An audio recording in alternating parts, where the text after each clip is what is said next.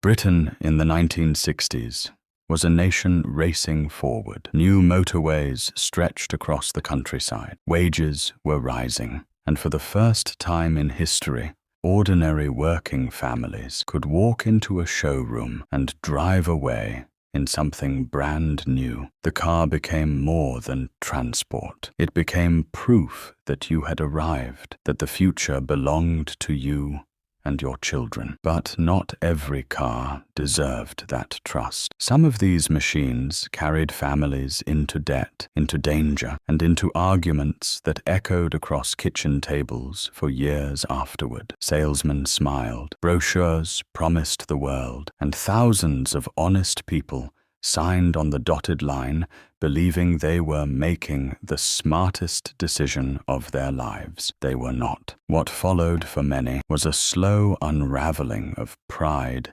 savings, and patience. Breakdowns on school runs, repair bills that swallowed holiday money, the quiet shame of watching your neighbor's foreign import start every single morning without complaint. These are not just cars that disappointed. These are cars that fractured the trust between British families and the industry that was supposed to serve them. 10 cars made this list, and number 1 still carries a reputation that has never fully recovered. Number 10.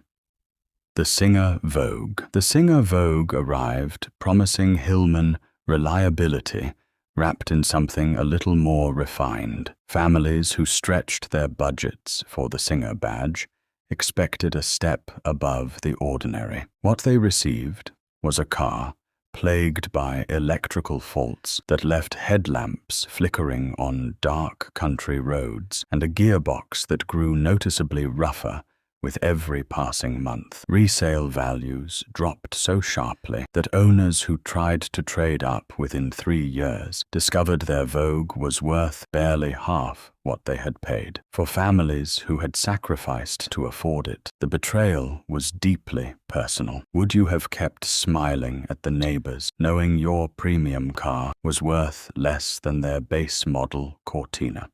Number 9. The Vauxhall Victor FB. The Victor FB looked bold and modern with its American-influenced styling and eager engine range. Vauxhall sold thousands to families who believed they were buying into the future. The future rusted. Wheel arches dissolved within 2 winters. Floor pans weakened beneath carpets where owners could not see the damage spreading. One motoring survey from the period recorded structural corrosion appearing in cars barely 18 months old. A car that promised tomorrow fell apart before yesterday was even finished. Number 8. The Hillman Imp. The Hillman Imp was supposed to be Britain's answer to the Mini. Roots Group built an entirely new factory in Linwood, Scotland, and launched the Imp in 1963 with a rear-mounted aluminium engine and clever packaging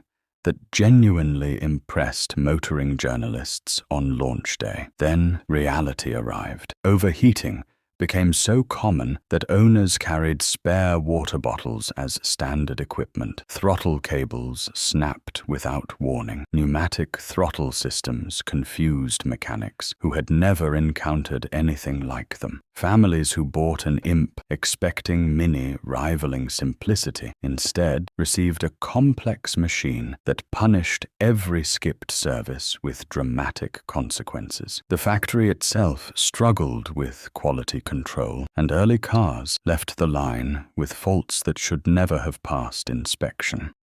Number 7. The Rover P6 early variants. Before you raise an eyebrow, the Rover P6 became a genuinely respected car in time, but early production models told a very different story. First-year buyers encountered water leaks through poorly sealed windscreens and door frames that soaked carpets and bred corrosion from the inside out. Suspension components wore at rates that startled even loyal Rover customers. The car Rover needed to be perfect arrived imperfect, and first adopters paid the price with their wallets and their patience. Number 6. The Triumph Herald. The Triumph Herald charmed buyers with its razor-sharp turning circle and bolt-on body panels that Triumph claimed made repairs simple and affordable. What they did not mention was how often those repairs would be needed. The chassis flexed visibly on uneven roads, and owners reported doors that refused to close properly after just a few years of normal family use. The convertible version was even worse, with scuttle shake so severe that dashboard instruments vibrated out of focus at motorway speeds. A car designed around easy maintenance became a car that required it constantly. That is not the same promise. Number 5. The Wolseley Hornet. The Wolseley Hornet took the Mini platform and dressed it in wood and chrome, hoping to attract families who wanted small car economy with a touch of luxury. The premium felt convincing in the showroom. It did not feel convincing at 30,000 miles when the wood trim warped and the chrome began flaking from bumpers and grille surrounds. Underneath the cosmetics sat the same mechanical package available in a standard Mini at significantly less money. Families who paid more received a car that aged faster and cost more to maintain, while delivering nothing extra where it truly mattered beneath the bonnet.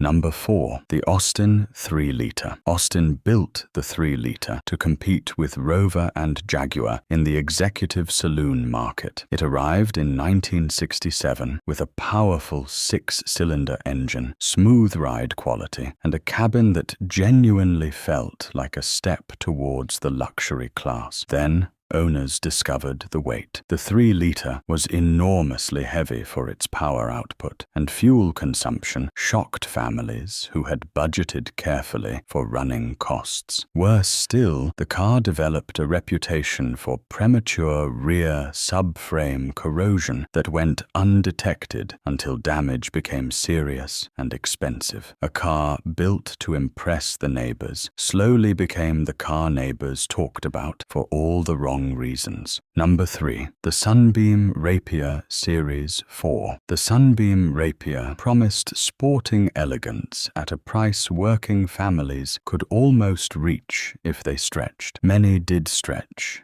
and many regretted it. The automatic gearbox option proved sluggish and unreliable, while manual versions suffered from a clutch that wore far sooner than any family budget could comfortably absorb. Body rust appeared around rear wings and boot lids with alarming speed, and dealers offered little sympathy to owners watching their stylish investment crumble. Would you have forgiven a car that took your savings and returned rust in exchange? Number 2. The Morris Oxford Series 6. The Morris Oxford had earned a decent reputation through the 1950s as a dependable working saloon. By the time the Series 6 carried into the 1960s, that goodwill was running dangerously thin. The B-Series engine remained willing enough, but everything surrounding it began to age badly. Interior trim loosened and rattled within months. Paint quality declined noticeably compared to earlier models, and panel fit grew inconsistent as production standards slipped across BMC's overstretched factories. Families who had trusted the Oxford name from their parents' generation discovered that loyalty was no longer being rewarded. The car that once defined honest British motoring quietly became a symbol of an industry cutting corners to survive.